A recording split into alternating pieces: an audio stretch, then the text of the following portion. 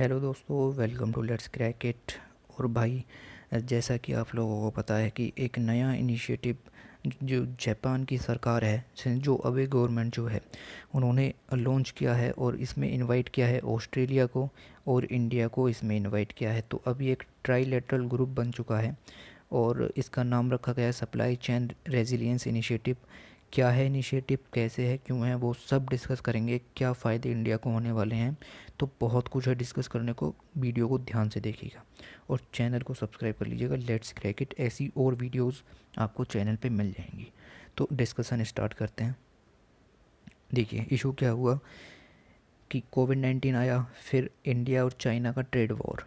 ठीक है, चाइना और यूएस का ट्रेड वॉर। ठीक है, तो दो प्रॉब्लम्स ये बहुत ही बड़ी यहाँ पर चल रही हैं।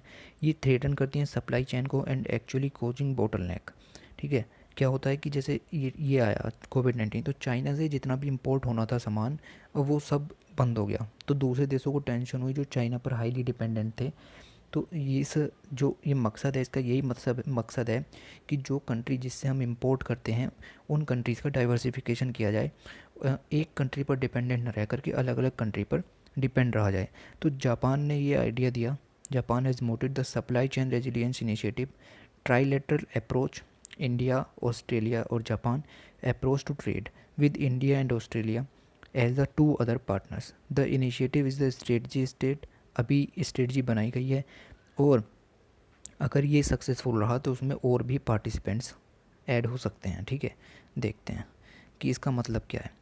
इन the context of international trade, supply chain resilience is an approach that helps a country to ensure that it's diversified. तो यहाँ पर आप इस वर्ड को याद रखिएगा, diversified. It's a supply risk across a clutch of supplying nations instead of being dependent on just one nations और a few one.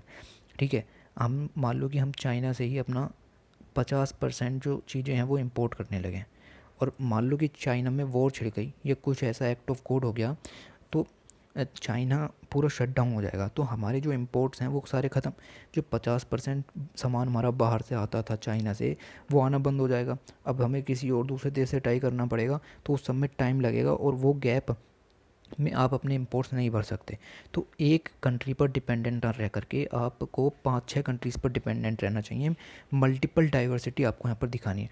50% की जगह आप इससे सिर्फ 10% रखिए, 10% किसी और कंट्री से रखिए, 10%। अब सभी में तो वार नहीं हो सकती ना, वो तो फिर ग्लोबल लेवल पर ही होगी, तो उसमें तो ट्रेड का फिर कुछ रहेगा ही नहीं। ठीक है, तो यही बताया गया है कि एक कंट्री पर डिपेंडेंट न रह करके सभी कंट्रीज़ पर डिपेंडेंट रहो, थोड़ा थोड़ा ट्रेड सबसे करो। ठीक है, अनएंटिसिपेटेड इवेंट जैसे एक्ट ऑफ गॉड, वॉर वगैरह, such as volcanic eruption, tsunami, earthquake, pandemic आ गया, मैन मेड आ गया।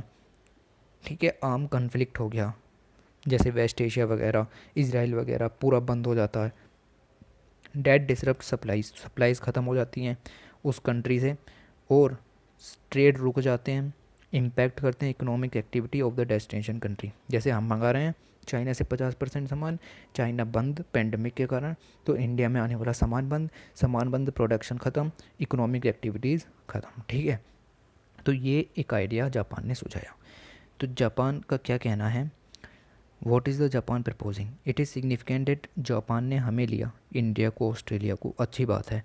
एंड पोटेंशली अदर जो पैसिफिक रिम नेशंस हैं, जो 16 कंट्रीज़ हैं या एशियन नेशंस हैं, आगे उन्हें भी लेगा अगर ये चीज़ें सही रहीं। तो इंडिया है पुल्ड आउट द, अब इंडिया ने जो है आरसीईपी से भी अपने हाथ खींच लिए थे। अभी पीछे आर्टिकल आया था कि इंडिया पार्टिसिपेट नहीं करेगा। रीजनल कॉम्प्रिहेंसिव इकोनॉमिक पार्टनरशिप जो ट्रीटी है जिसमें आसियान कंट्रीज़ होते हैं प्लस 6 एफटी मेंबर्स होते हैं। ठीक है, तो इंडिया ने उससे भी हाथ खींच लिए थे। तो उसके बाद भी जापान ने हमें इनवाइट किया, तो ये एक अच्छा कदम जापान की तरफ से देखने को मिला और हमें भी इसमें अपने हैंड्स को बढ़ाना चाहिए। देखिए, the impact of importing Nations, जो हम हैं जैसे India importing nation, could be crippling if that source stop production from involuntary reason. अगर जिस स्टेट से हम मंगा रहे हैं अगर वो अपना प्रोडक्शन रोक दे तो फिर हमारे ऊपर बहुत बुरा प्रभाव पड़ेगा and even a conscious measure of economic coercion आ जाएगा। ठीक है, जापान एक्सपोर्ट करता है $135 बिलियन का गुड चाइना को, लेकिन साथ ही इंपोर्ट भी करता है $169 बिलियन को। ठीक है, from the world second largest economy means China से। यानी 24% total import of Japan comes from China. Do you understand? ये डाटा दिया tradingeconomics.com ने, ठीक है। 24% of Japan import is from China. अब 24% अगर चाइना से हैं तो देखिए क्या इशू होगा।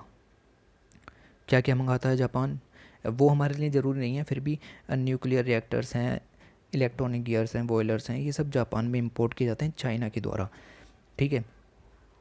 सो अगर चाइना में कुछ भी हॉल्ट हुआ, काम रुके, प्रोडक्शन रुका, जैसे कि सार्स कोविड-19 वायरस के कारण हुआ, पेंडेमिक के कारण हुआ, तो इससे जापान की इकोनॉमी पर इम्पैक्ट होगा, क्योंकि 24% जो सामान है इंपोर्ट है वो नहीं आ रहा अब, क्योंकि चाइना में तो बंद पड़ी है, ठीक है। ये ब्लूमबर्ग रिपोर्ट ने कहा है कि जापान के जो इंपोर्ट हैं फ्रॉम चाइना आधे गिर गए फरवरी में, जब वायरस आया था। तो ये 12% इम्पोर्ट रह गया 24% की जगह। तो 12% की भरपाई कहाँ से हो, जब हम डिपेंडेंट ही चाइना पर थे। तो उन्होंने कहा कि अगर हम कहीं और होते तो इतना ज़्यादा नुकसान ना होता। देखिए साथ में ही यूएस ट्रेड टेंशंस चल रही हैं, ठीक है। Caused alarm in Japan trade circle. If the world की 2 लार्जेस्ट इकोनॉमीज यानी चाइना एंड यूएस, अगर इन्होंने अपने मुद्दे और जो अपने डिफरेंसेस हैं वो रिसॉल्व नहीं किए, सॉल्यूशन नहीं निकाला, तो ये एक ग्लोबलाइजेशन को एक बहुत बड़ा थ्रेट पहुंचाएगा और एक इम्पैक्ट भी डालेगा जापान पर, which is heavily resilient on international trade both for market and it export for supply.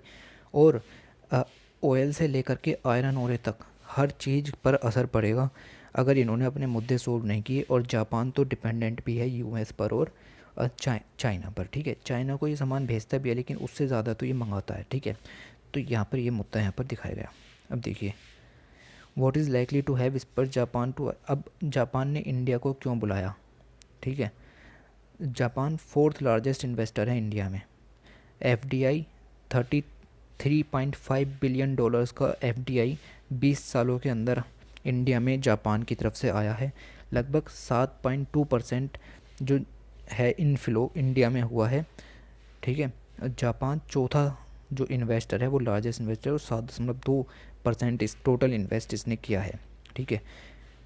Import from Japan into India, Japan से जो सामान आता है वो हो गया 12.8 बिलियन डॉलर का फिजिकल ईयर 2019 में हमने मंगाया।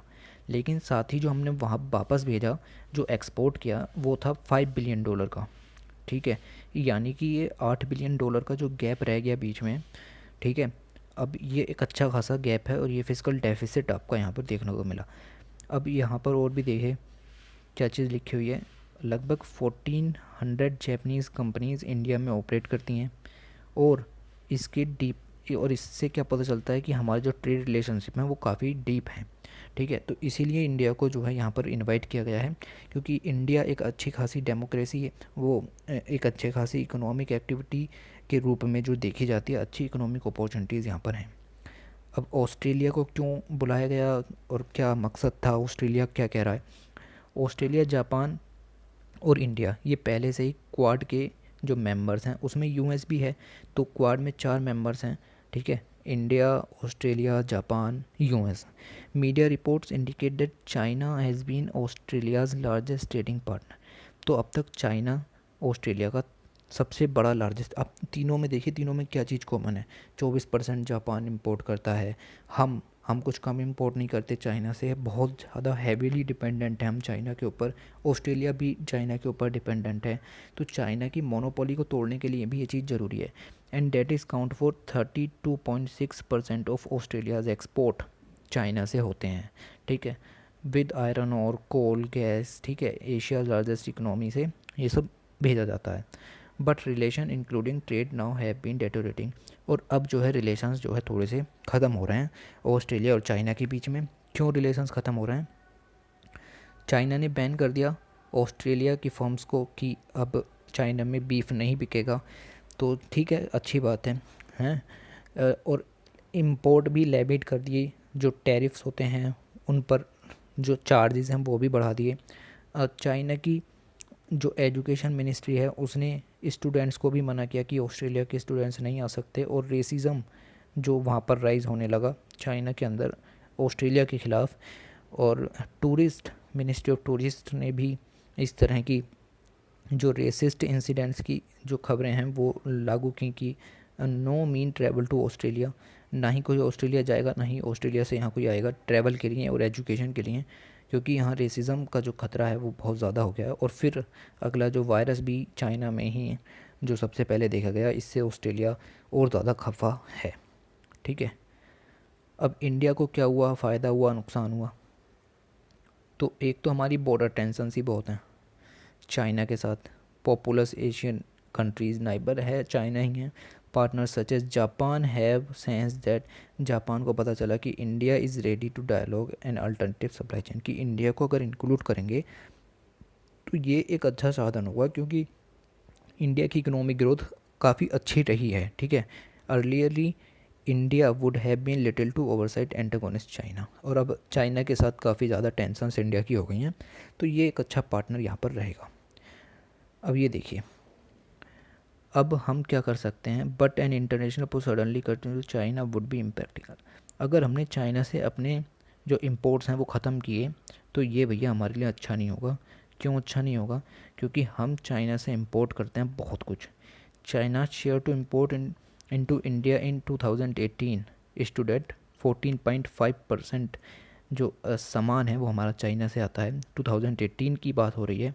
ठीक है, कन्फेडरेशन ऑफ इंडियन इस इंडस्ट्री की ये रिपोर्ट है, उसके हिसाब से हम क्या मंगाते हैं, active pharmaceutical ingredient, raw material for medicine such as paracetamol.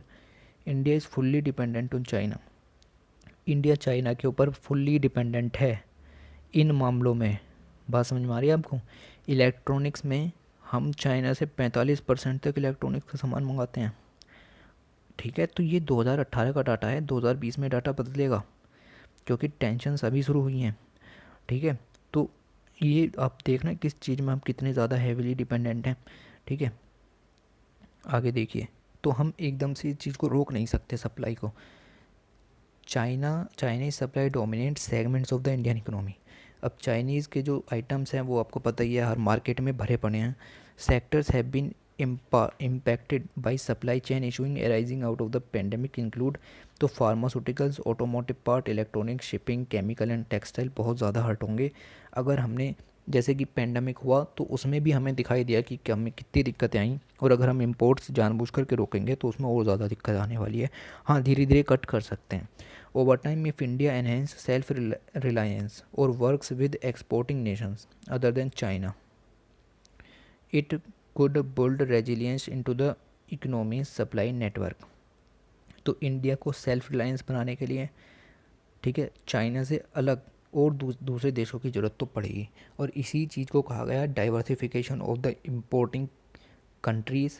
ठीक है, और जो कह सकते हैं कि जो सप्लाई चेन रेजिलियंस इनिशिएटिव, इसी चीज़ को कहते हैं कि चाइना से अलग हट के दूसरे कंट्रीज़ की तरफ भी चलें और सेल्फ रिलायंस बने। ठीक है, और ठीक है, आगे देखते हैं। While India appears an attractive option for potential investors both has the market and the manufacturing, तो मैन्युफैक्चरिंग सेक्टर्स अभी अभी उभरे हैं इंडिया में और मार्केट भी अच्छा है। Trade experts point to the need to India को एक्सेलरेट करना चाहिए प्रोग्रेस, जो ईज़ ऑफ डूइंग बिजनेस में भी हेल्पफुल रहेगी और स्किल बिल्डिंग में भी अच्छी रहेगी।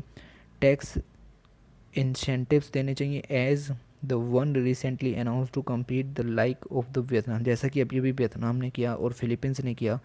For investment in manufacturing sector alone may not suffice. ठीक है, तो यहाँ पर यही बात बताई गई है कि इंडिया काफ़ी एक अट्रैक्टिव ऑप्शन है मैन्युफैक्चरिंग के लिए, और एक मार्केट बहुत अच्छा यहाँ पर डेवलप है।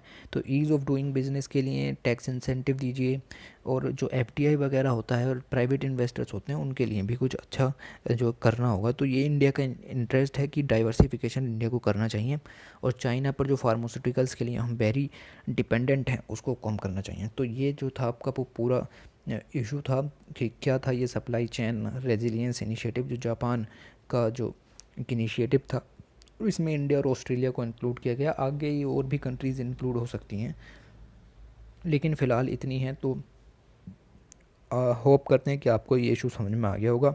नहीं समझ में आया तो वीडियो एक बार और देखिए, बहुत ही आसान इशू है। ठीक है, और चैनल को लाइक और सब्सक्राइब कर लेना भाई, ऐसी और वीडियोज़ आती रहेंगी। और ठीक है, फिर धन्यवाद।